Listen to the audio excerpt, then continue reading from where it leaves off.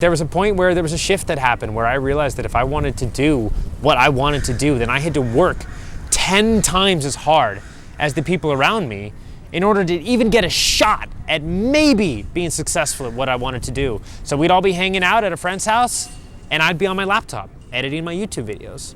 And you know, they're watching football or playing video games or whatever, and I'd be working.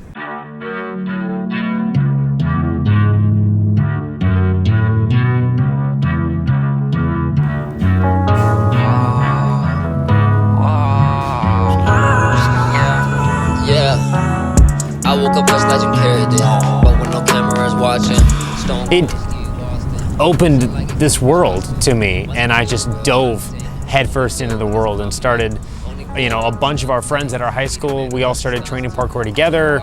We started going to parkour gatherings around the state. We would drive down 4 hours to the south to go to a college that was having a parkour gathering. We would drive up north and we would travel to go, we went to California, which is where we are now, to go to a parkour gym that had opened up called Tempest Freerunning Academy. Yeah, we just became obsessed overnight, and it's just changed my life in every way possible. They can't hold me down,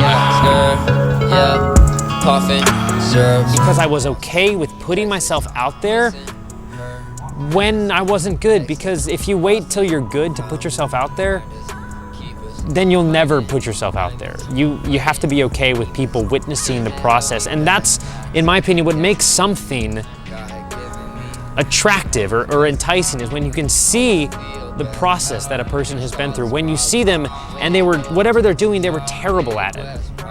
And then you see them get better and you see them get better and you can track their progress.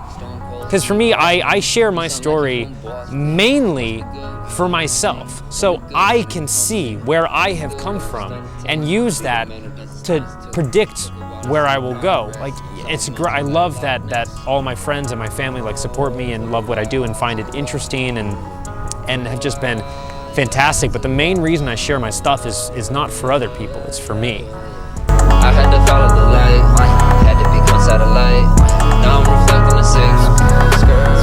But they now see that because of that work ethic that I put in, it has led somewhere trackable. They can see landmark moments along my path and they can go, oh, it's because Omar worked that hard. It's because Omar was editing his videos constantly. It's because he released a YouTube video every week for 80 weeks. That's a lot of work. You know, when you're not making any money from it, it's a lot of time, and because of it, I've now learned editing skills. I've learned how to film. I've learned how to do sound design. I've learned a lot of general filmmaking skills, which have just become invaluable in my life, and what I do now is just because I put in 10 times the amount of work back then that I would say like a lot of people were doing.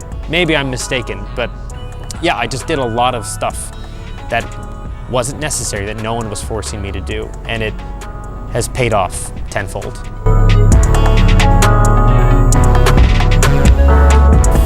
The enthusiasm,